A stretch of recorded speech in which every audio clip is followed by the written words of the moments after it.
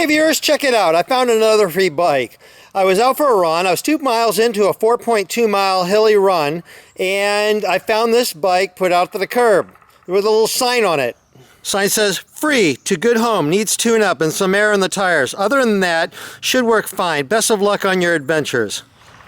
Okay, my first thought when I saw the free bike was that it's going to turn out to be like a cheap Walmart bike. But no, it actually turned out to be like a Raleigh comfort bike with a bike shop label on it. Not a high-end one, but it's pretty clean. It's not going to take much, just a little tune-up on stuff to get it kind of going. So I debated about the best way to get it home.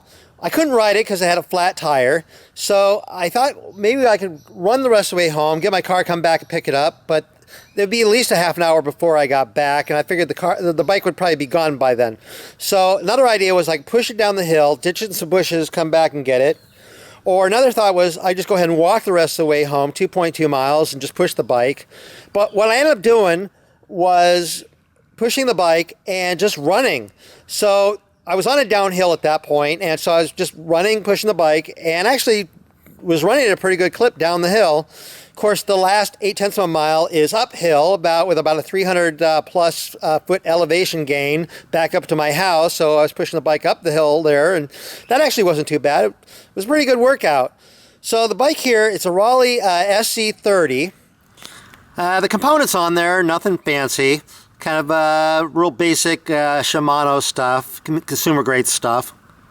It's 21 speed, and it's got a made in the USA of foreign and domestic parts little sticker on there. Yay. And it's got Shimano grip shifts on here, which I'm not a real big fan of. And it's got this stupid little gauge here. You know, they're supposed to show you what gear you're in.